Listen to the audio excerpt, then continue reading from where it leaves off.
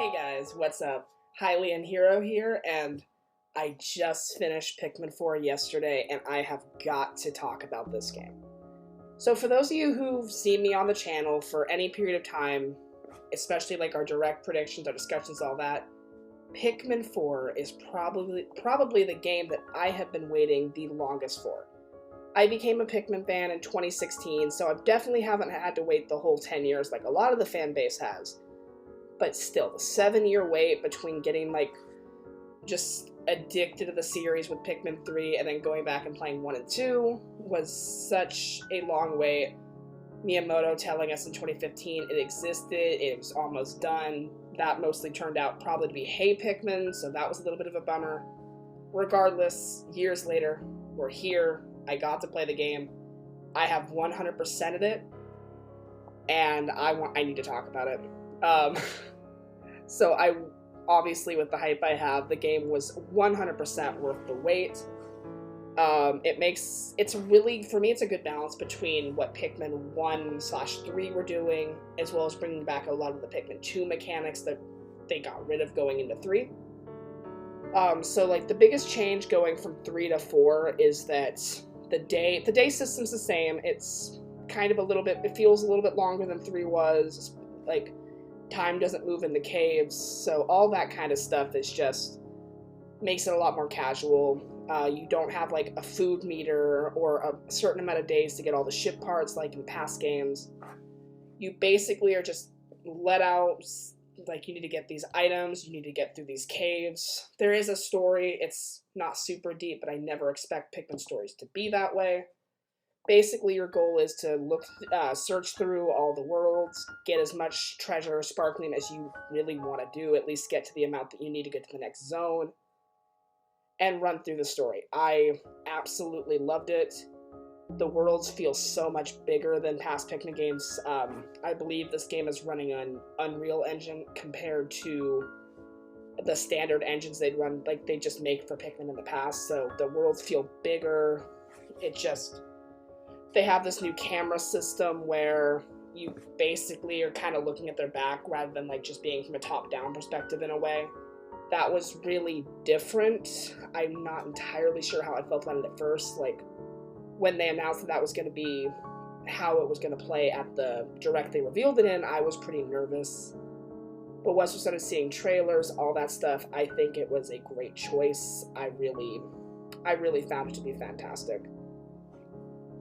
So when I played Pikmin 2, I was not the biggest fan of the cave system. Like, they were mostly randomly generated besides, like, the items that you would find.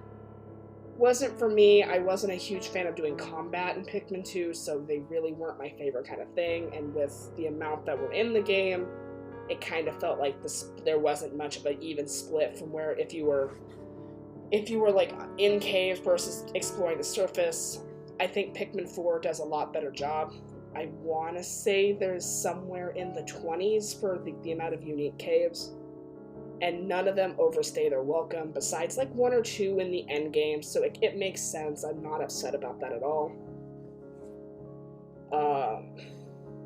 But I mean, like, the game is very beginner friendly. I don't think that's a bad thing, but I won't lie, my first run of the game was pretty simple. I didn't have too many problems outside of like a few certain enemies that were just Pikmin machines, Pikmin destroying machines. But there is a new rewind mechanic that they bring into this game that lets you rewind to either the beginning of the sub level or like a couple minutes in the past. It really saved my butt a lot of the time because I just did not always want to just lose 40 Pikmin and just keep rolling with it. Like, the game's really good about letting you go back into certain levels of the caves, but the way I've always played Pikmin is I have to finish a day before I, like, sign off or, like, finish a cave, unless I am just out of Pikmin. So I never really took too much advantage of that stuff. I would always finish the caves, so, like, if I lost a whole bunch of Pikmin, I wasn't gonna just leave the day and come back. I would restart a little bit, and actually just hope I did better. I think in future runs of the game, I would absolutely probably just not use that mechanic, but for the first run, it was a joy. It was amazing. Um, so a big thing that you'll find in these main worlds is Dandori battles and Dandori missions. So Dandori battles, you go up against these creatures called leaflings. I don't know how to completely describe them. They're kind of just cute castaways that are sucked up into the onion, and then they're turned into, like, not necessarily Pikmin kind of things, but they're interesting, and you'll have to compete against some of them to, like, test your Dandori. And Dandori is essentially just doing things in the perfect order to make sure the flow is as good as possible, or something like that. The game even gives you, like, an actual textbook definition, which I thought was super funny, but they really focus on the word Dandori. You hear it so much throughout the game, and the Dandori battles are I was kind of a little indifferent on them. They were fun, but they kind of felt a little chaotic at times. Like, the screen splits, and so even if you're playing in single player, your side of the screen is the left, the computer's is on the right, and you kind of just have to share the screen and try to, like, keep up with what they're doing. Although I admit I didn't have to most of the time, because I really didn't have to pay any attention to them because they don't really fight you that much. The Dandori missions, on the other hand, are kind of somewhat similar to the mission mode in Pikmin 3. That was one of my favorite modes in all of gaming. I would come back to those missions so often, even if I wasn't in the middle of a Pikmin 3 story run. So good, so enjoyable. Those gave me probably 20, 30 hours of just game time alone, just for these slight, like, little challenge missions. There's not as many. There's, I want to say, probably 15 to 20 total in the game, but the ones that are there, they're really fun. A few of them are really quite challenging. Some of them I got right away. Others I still haven't platinumed. Another thing we should obviously mention is the new character, Ochi. When it was first announced, I loved the design. I love Nintendo dogs. I was worried it was going to make the game too easy. And you can kind of say it does. I, on the other hand, think Ochi's a great help. It gives you another layer of things to think about, especially, like, in those Dandori missions. You'll have to think about if you want Ochi to help you fight the enemies, if you want Ochi to carry certain, like, items and stuff like that to boost your score. It's just another layer of just strategy that you have to go through. It's kind of like how in the past Pikmin games there were like 2 or 3 different captains. Ochi's basically a captain. You can control them in most instances. I didn't do that too much, but you can. Really cool character. Ochi gets a ton of love, ton of development, and towards some of the story actually does revolve around them, which I thought was really great. Another thing you can do for Ochi, as well as other things, is upgrades. So you collect these raw materials in the world.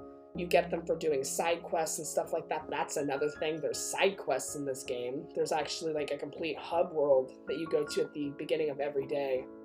And you can talk to the castaways you save. You can look at the Piclopedia. You can look at the items you've collected. It's really quite cool. But you can talk to Shepard, the main captain, and she'll let you train Ochi with these raw materials. Well, not the raw materials. You get pup drives for them by doing, like, saving castaways and stuff like that.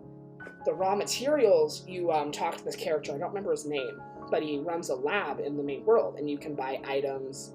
You can buy upgrades, like the Rush from Pikmin 3 is in there as an upgrade. But the really cool thing is you can enable and disable every single one of them as you see fit. So if you want the completion percentage, but you don't want to use them, you can just turn them right off.